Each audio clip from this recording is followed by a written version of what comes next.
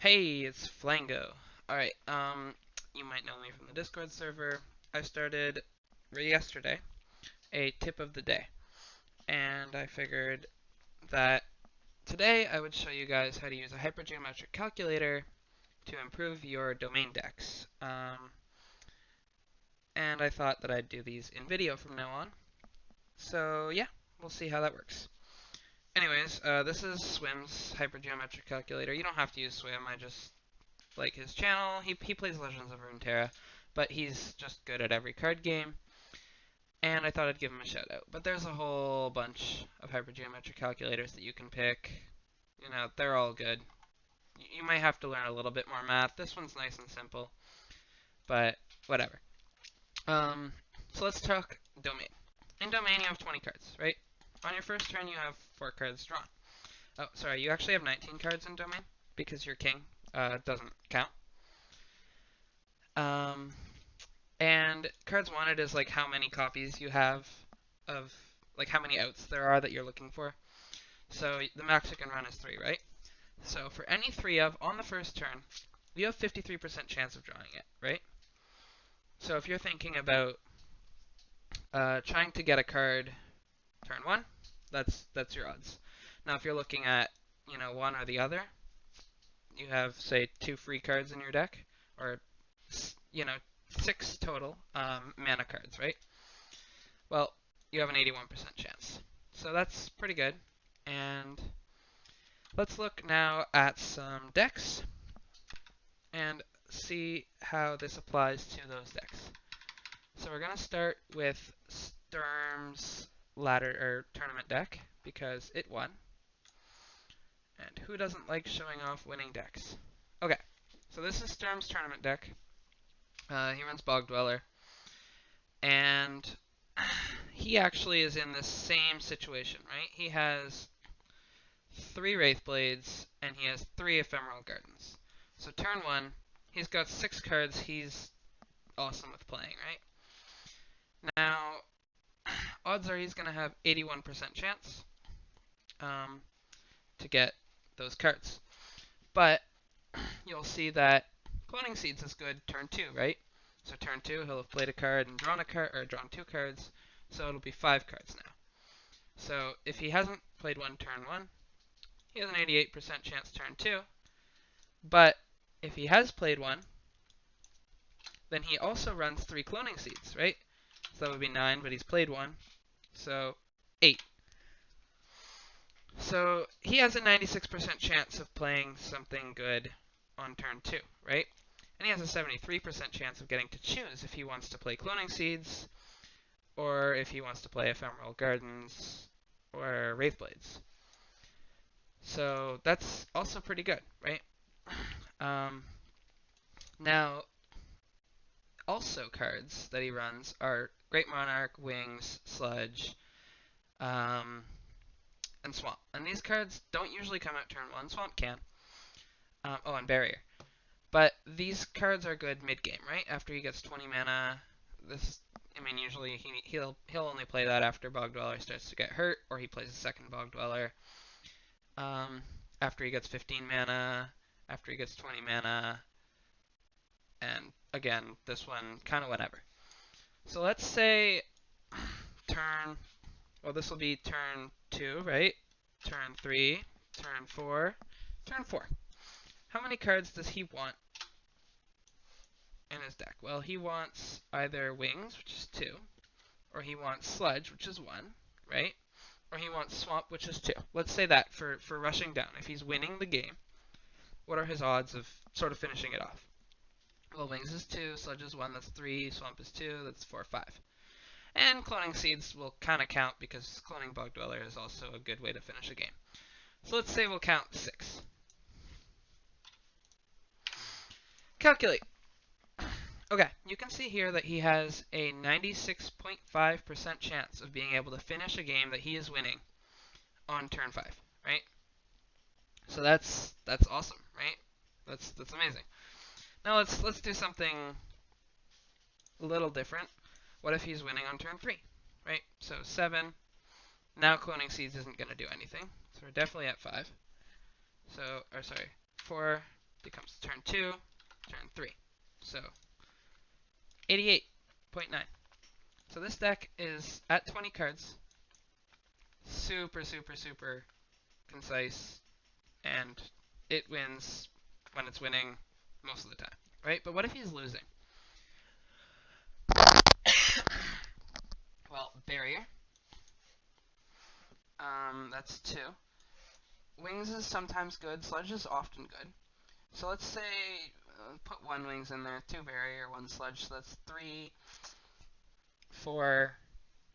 Great Monarch is usually great, right? So 5, 6, 7.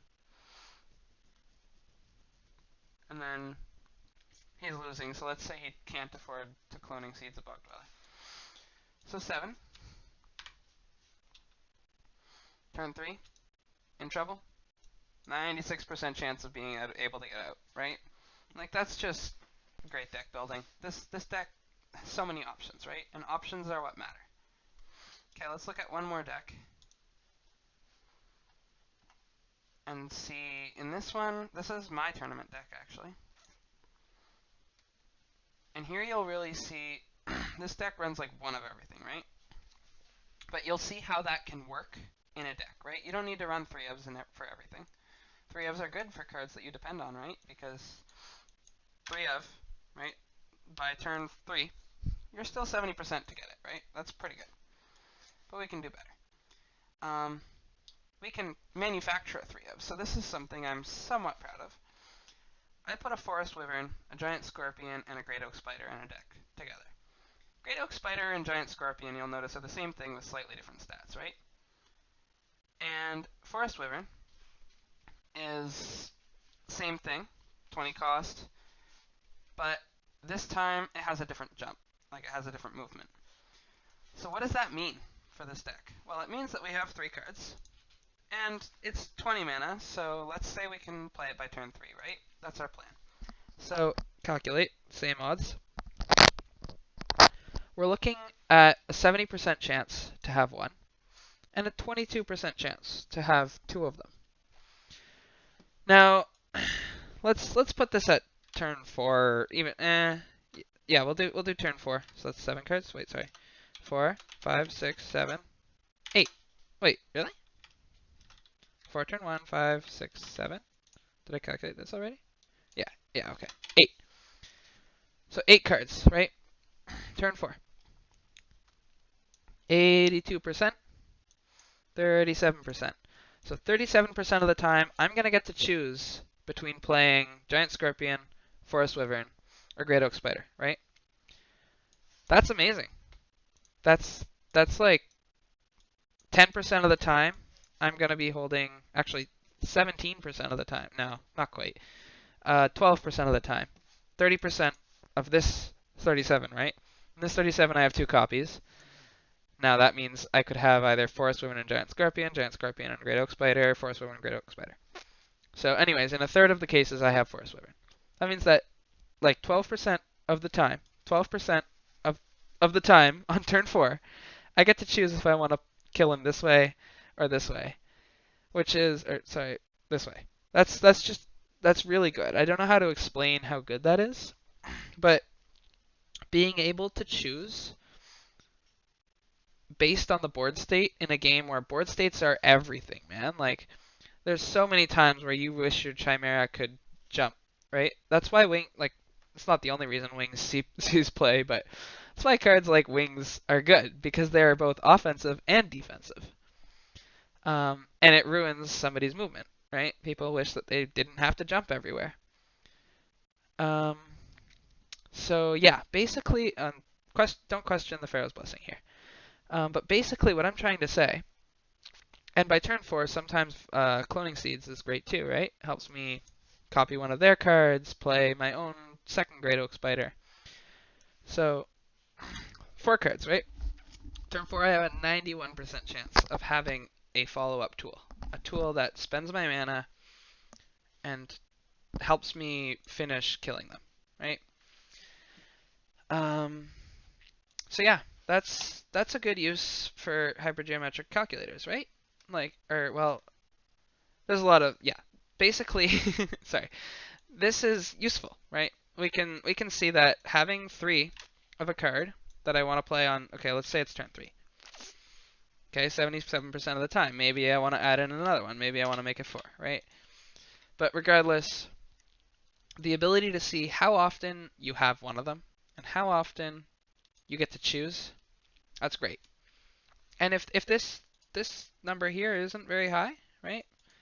Then that's a card that you want to run uniquely. And this is something that's also important. If you have a card that you're only going to run 1 or 2 of in your deck, let's put this down to 2. Then you don't want to split that because 12% of the time is not that big, right? You don't want to run 1 and 1 because you're going to get 1 copy 64% of the time, and only 12% of the time are you getting 2. And this effect is bigger when you have more, right? So if you're going to run 6, well, now 76% of the time you're going to have 2. So maybe you don't want to split it 50-50. Maybe you want to split it 2-2-2. Have more choices, right? That's pretty much what I'm trying to say here. Let's look at a bad deck, just to finish this sort of rant. Okay, here's a deck I made really, really recently. Well, okay, not that recently, but it's doing everything wrong. So let's look at the early game cards, because early game cards, as we've seen, are the ones like 4. If on turn 1, early game cards, if you run 2, you only have a 40% chance, right? On turn 3, or if you run 3,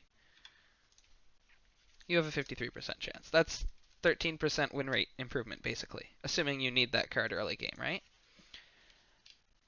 So let's look at this deck. Cocoon is my early game card. I'm using that to cheat out Great Oak Spider, Swamp Terror, and Giant Scorpion. Or not Swamp Terror, Great Oak Spider and Giant Scorpion, right? And then Infestation is being used to, in the mid game, copy those cards, right? Let's look at a hypergeometric distribution and see where I went wrong. Can I make this? Yeah, I can. Cool. So, this isn't going to work very well. I'm running 3 Infestation, right?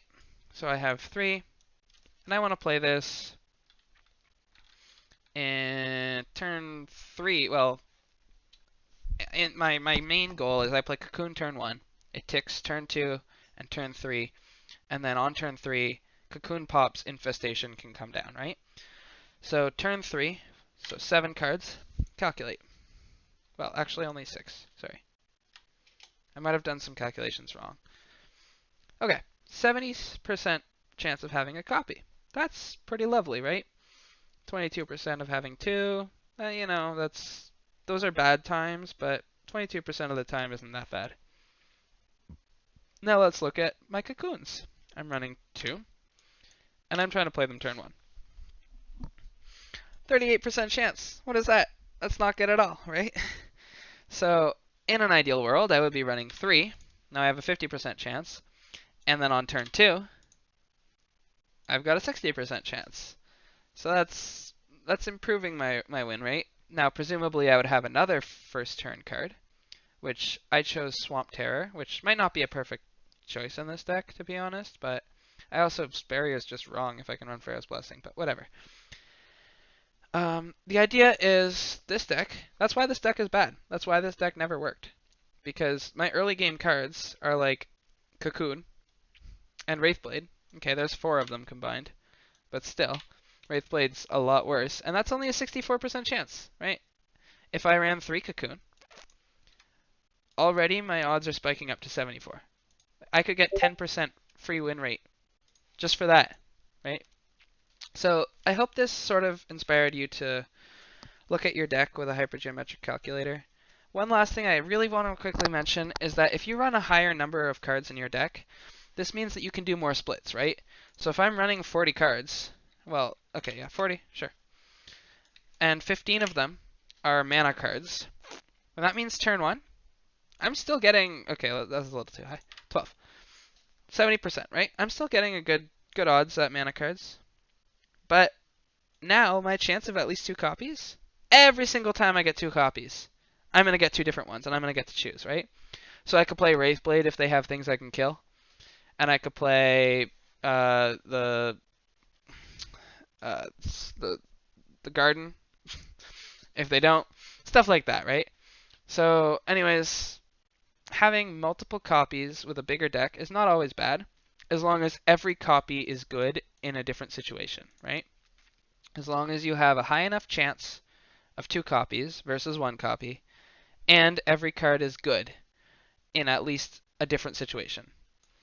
And by good, I mean like improves your win rate significantly, because Mana Storm is very rarely going to be better than, say, well, Mana Storm is good, but there's cards that are not going to be better than other cards for certain decks, right? Like Flame Goddess Idol, never going to improve my win rate. Anyways, that was the long video. I hope you learned something.